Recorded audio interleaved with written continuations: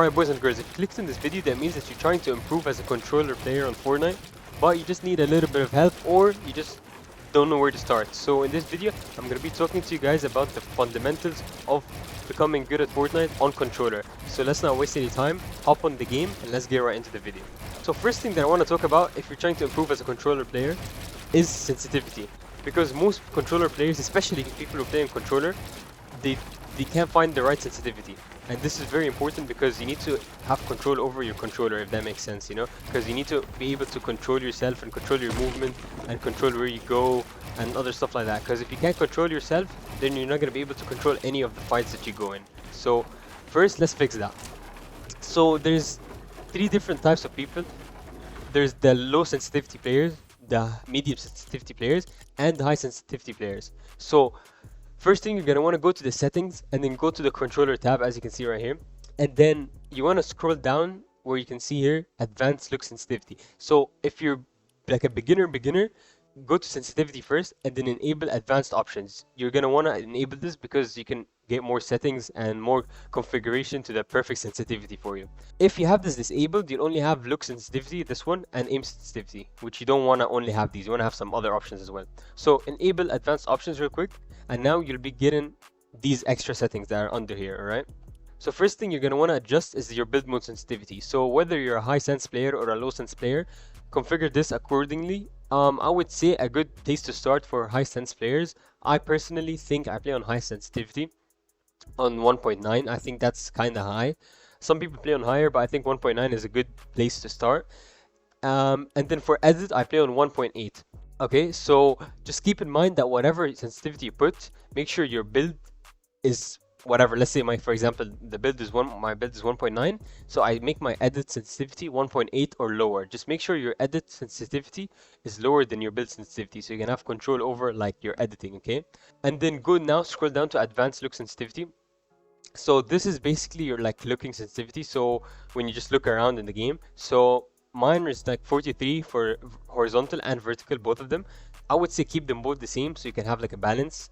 Don't make one like higher than the other, because then it becomes like imbalanced and stuff, and it's not gonna be nice. So just keep them both the same. And then anything that says boost, make sure it's just 0. Okay, we don't want any boost except this instant boost when building. You want this to keep this on because it helps you, like, you know, get this boost right away when you switch to your builds. Then when you go down to ADS, this is kind of like low sense, or like, yeah, it's kind of like low sense. So for ADS, low sense. So this is my low sense. If you want to configure it, make it higher a bit or something, you could do that. But then this is what I play on, 7 and 10. Okay, just at the end of the day, just make sure that you have good sensitivity that feels good for you. Okay, don't go too low, because yeah, you'll have control over your edits and like builds and aim, and of course, but it can lead to a disadvantage sometimes. So just try to like get like, you know, like a perfect balance. Okay, and don't go too high, of course, because then also you lose control over your, you know, your character, and you're not gonna be able to play or hit any of your shots or edits. So here, scope speed multiplier, just go put it like 0.85, maybe go like 1.14 if you're like more like a high sense, you know, and like that. And then look dampening time, this one I would prefer you put 0, but if you're like more, if you want to get like more advanced and like more professional a bit, make it like 0.03. It helps out a lot. And then this is very important, okay? Make sure you're playing on linear, okay, not exponential, because linear is basically like a raw input, okay? Exponential adjusts that and like makes you kind of look robotic and stuff, you know, so just don't do that. Aim assist, put those on 100. You're gonna need these. And yeah, dead zone also, make sure you put it as low as you can without getting stick drift for your left and right stick, because yeah, you don't want stick drift. Stick drift is basically like when you start moving by yourself. Basically, you don't want that to happen. Okay, so you want to like adjust that accordingly, where you don't have stick drift, but it's the lowest possible, so you can have the least delay, okay, on your controller. And then left trigger, right trigger, both of them, just keep them.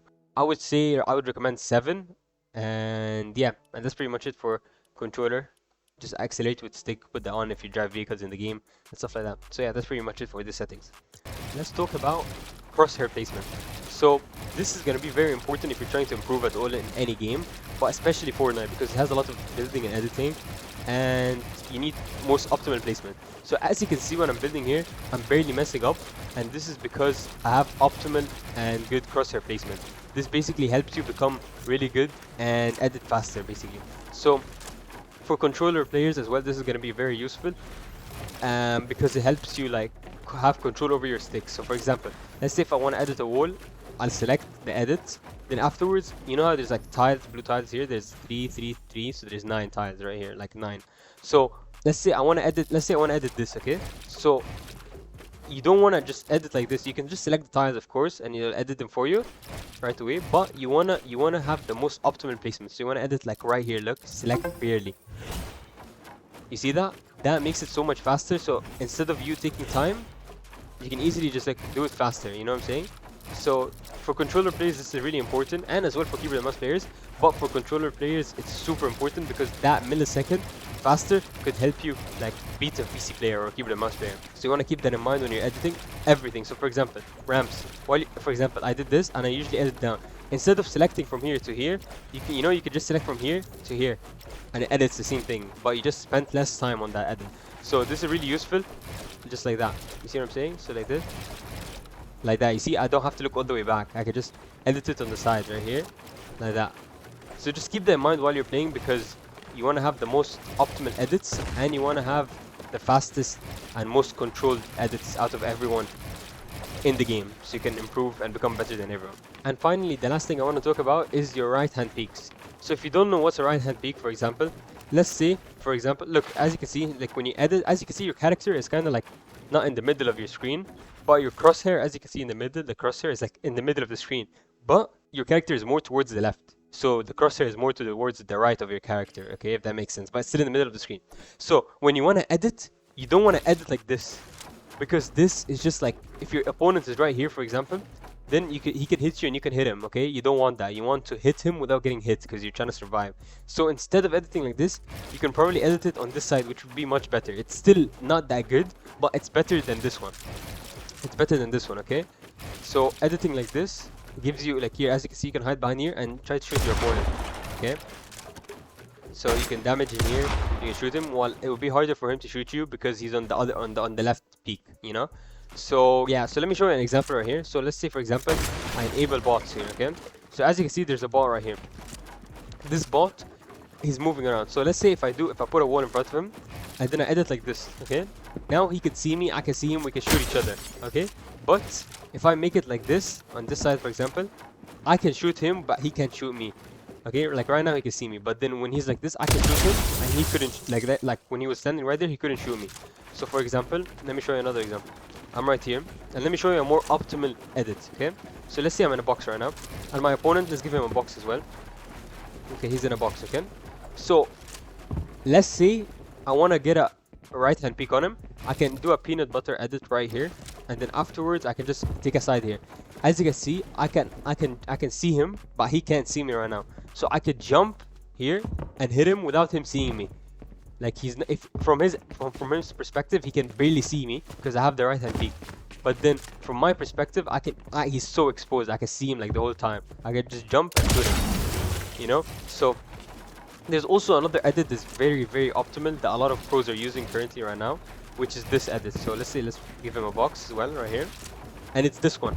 Have a cone in your box and edit like this, and you'll be able to see your opponent, but he won't be able to see you. Like I can shoot him right now, and he can shoot me because his character was right here. Look, he's not even able to see me. Even if I move a bit to the left, he still cannot see me because I was all the way here, and I can see him. Okay, so just keep that in mind. Right hand peaks are very important. They differentiate between the good players and the bad players. So just keep that in mind. The faster you can improve at your peaks and crosshair placement, the faster you'll improve at the game, because this is literally the fundamentals of the game that people need to understand in order to get crazy good at the game. Yeah, and if you want a map you can practice in, this is like literally one of the best maps you can do this in. It's called Raiders Mechanics V5.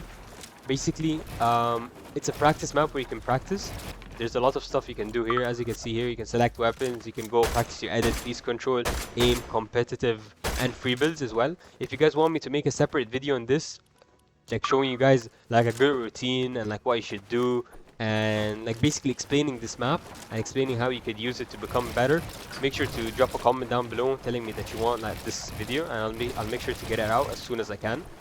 But other than that, guys, it's been your boy, and if you guys enjoyed, make sure to subscribe and leave a like. And yeah, guys, I'll see you guys in the next video. I love you all. Peace.